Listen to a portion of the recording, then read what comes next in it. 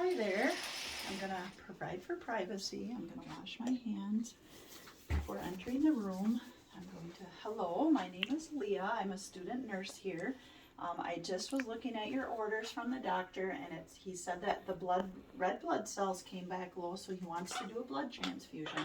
Are you aware of this? Yes? Okay, do you have any questions? I see you signed the consent form. Everything looks good. The signatures are here, both with the doctor, the date, and your name. So could you please state your name and date of birth? Betty Jones, 5/21/1952. Great. Okay, so that all checks out. Perfect. Also, I want to go over just a little bit more with you to make sure you understand that if after you start getting the blood infused, if you have any side effects or symptoms, to let me know. Things that you might experience are maybe shortness of breath, maybe a little tightness in the chest, maybe a headache. You might even have itchy skin. So anything unusual, if you could please let me know. I'm going to be staying with you the first 15 minutes after the blood starts running, and because that is when this you're going to notice if there is an adverse reaction, it's going to happen within the first 15 minutes. So I will be here with you during that time period, and I'll also do vitals, and I'll be listening to your lungs now, and then for the first 15 minutes after, we're going to recheck and we're going to compare that to your baseline vitals and lung sounds. So that's that. I have all of my supplies here. I have sodium chloride, and I'm checking the date. The expiration is good. It's not expired. The fluid looks good. There's no leaks in the bag. Sodium chloride is the only fluid that can be compatible with a blood donation or a blood infusion. So that is good. I also want to make sure, I have to check your IV site. That looks good. You have a 20 gauge needle in, and you need between an 18 and a 22. I'm going to just check and make sure that it's patent. So I see you have your red blood band on. I'm going to go ahead and we're going to do the wipe here. We're going to want to do this a good 15 to 30 seconds per agency protocol. And then I also want to make sure that it's patent. Okay, the clamp is open. I'm going to go. Okay, perfect. It looks great. Everything's flowing through nicely. Okay, I'm going to go ahead and call for the order of the blood. We have to use the blood within 30 minutes because it has to be at room temperature no longer than 30 minutes, or we have to dispose of it. So we have to wait to call and order it right when we're ready to go. So I've got the blood, and I'm going to ask another nurse to come in, and we're going to verify all the information on the blood. So it looks like the blood is good. There's no, looks like no lysis. The color looks good, the clarity. I don't see anything abnormal, and we want to make sure we mix the blood. I also want to, per agency protocol, make sure that we do not need a blood warmer or a filter, and I've done that. And we have the sodium chloride, which is compatible with the blood. Okay, so if the other nurse would like to verify, I have medical record number 224466. 224466? 224466, yep, correct. Location HLRL. HLRL. Account number 123456. Account number 123456. And I have Betty Jones. Betty Jones. Yep. I have red armband number 456654. Red armband number 456654. Patient blood type is B positive. Patient blood type B positive. Okay, donor pool number 7890. Donor pool number 7890. Units in pool is 4. Units in pool 4. Volume 250 milliliters. Volume 250 milliliters. Blood component is packed red blood cells. Blood component packed red blood cells. Expiration date and time 11/21/2022, 1500. Expiration date and time 11/21/2022, 1500. And the donor blood type is O positive. Donor blood type is O positive. Compatibility test is completed. Compatibility test completed. Donor blood, oh, we did that. The date was 8/26, and I did verify that the compatibility test came back good. They matched this blood with the patient's blood, and there was no reaction. So, okay, that's good. I have the blood here ready. I'm going to go ahead and get started. Do you have any questions? Do you understand everything? Yes? Okay, great. If you have any questions or concerns, please let me know. I'm going to go ahead and get everything set up here then. I have the normal saline. I have to prime my tubing, and I can do that also ahead of time if I want to save time to make sure we get that blood going within 30 minutes. So I'm going to go ahead. I've got my brand new IV line here. I've checked all the expiration dates on the tubing. Everything looks good there. I'm going to go ahead and poke and prime. Remove this carefully without touching the end. I'm going to poke. There we go. Okay, perfect. All right, I'm going to go ahead and hang this and get it priming.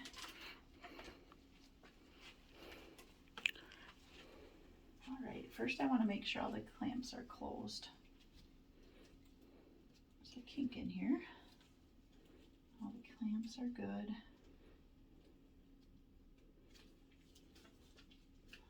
Okay. All right, looks like everything's closed here. I'm going to make sure I do the priming first of all. No, this is that tubing that has the kink in it. That's right, now that's open, so there we go. Now it might work. Sometimes, I know you're normally not supposed to do that, but the tubing is old, so it's not. Should have grabbed a new tubing. I'm gonna try it with this off.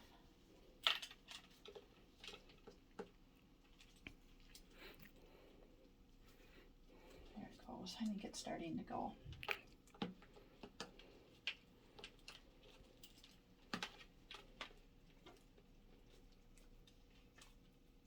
Okay, I'm going to want to make sure that I prime this up to the filter. We don't want any red blood cell lysis. This is an old tubing, so it's not going like it normally would if it was a new line. There's quite a kink up in here. We're getting it. Okay. All right, it's going. It's just like, got a kink in there. Okay. So that's good. We got that going. This line is closed, but we're going to go ahead and prime here. Open up all the lines.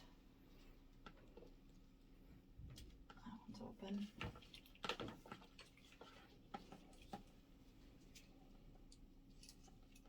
All right.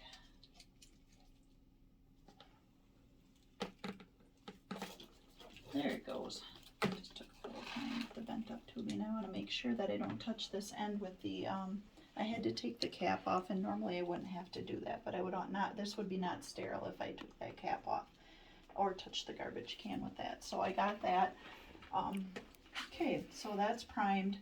Now I can go ahead and close this clamp to the IV fluid, and now I'm going to go ahead and spike the blood after I mixed it. If this were a child, the lifespan considerations would be, I would maybe want to do a demonstration on a teddy bear, or if it was an elderly person, I would maybe want to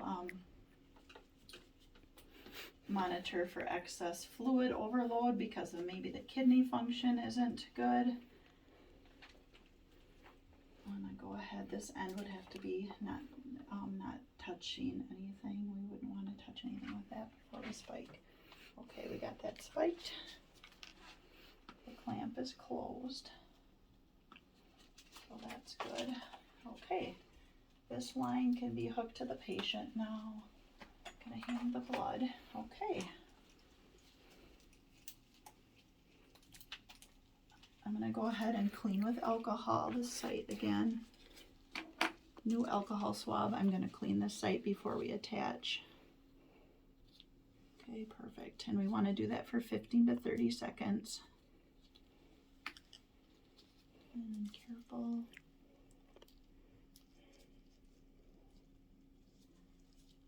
Okay, so that's connected. All right, I'm gonna go ahead and open all the clamps. Okay, if this is closed, we're gonna want to open up the blood side and make sure we get that primed here. Okay, this is clamped. This one we're gonna run the blood first, so that we are gonna prime the tubing right up until you get to the end here. We don't want to waste any of the blood because it's very valuable. And we want to make sure that we have the blood running right up to the line because we're going to start. It looks like the blood is coming on down. It's just not real colorful here. We don't want, okay, so we want the blood right up to the end because we're going to be monitoring the patient for the first 15 minutes. So we want the blood going in first. Okay, so I'm going to go ahead and hook up the pump. I can go ahead and turn it on.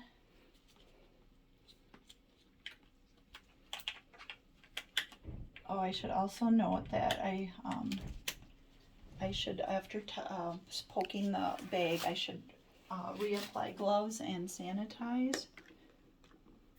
I'm gonna run over and grab a new pair of gloves.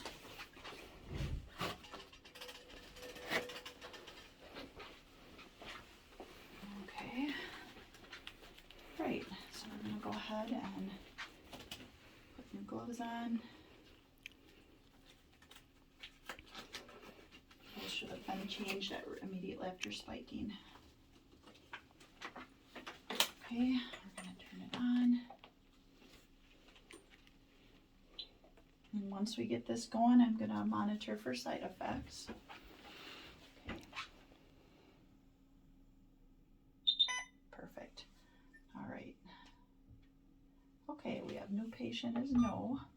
We have line at channel A, guardrail drugs, and we want to have B for blood. We're going to put in blood transfusion. Looks like I may have done this wrong. Page up. Oh, I think I might have hit the wrong one. Okay, I'm going to go ahead and start over.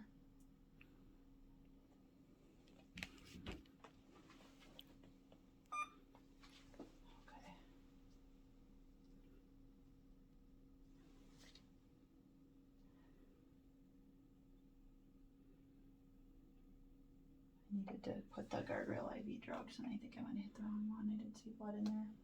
Okay, we're going to re-power it on. Make sure this clamp is closed, the blood clamp is open. All the lines are open. Okay, good. This is open. Okay, new patient is going to be no. We're going to do channel A. We're going to do IV fluids. And we're going to want to do B for blood. And here we have packed red blood cells, so we've got that. Yes, that's correct. Okay, and the rate, we're going to start off doing 50 milliliters per hour. And the volume to be infused is 250, but we're going to run it at 225. Okay, and then we're going to go ahead and hit enter. And we can hit start, actually. All right, so after doing that, I'm going to clean up all of my supplies. I'm going to wash my hands, and we have an occluded line, which we'll have to fix here. It's probably a kink in this line here. Okay, we're going to pause that. Okay, so there's probably a kink in the line here. But I'm going to wash up, I'm going to clean up all my supplies, make sure that's running, and I'm going to monitor the patient for the first 15 minutes and note any signs. I'm going to take vitals every 15 minutes. After I clean up, I'm going to make sure the patient's safe. I also want to, after the blood is completed, I want to make sure that I unclamp this and I'm gonna run the saline flush through so all the blood gets into the patient and none of it gets wasted. I'm gonna give the patient the call light, make sure the bed is at a safe level. And just after monitoring, and if there was an adverse reaction, I would want to call the doctor, and I would stay with the patient. I wouldn't leave the room. I would immediately stop the blood and then make sure that somebody gets a hold of the doctor and lets them know the situation. So, and that's it. And I would wash my hands after cleaning the room.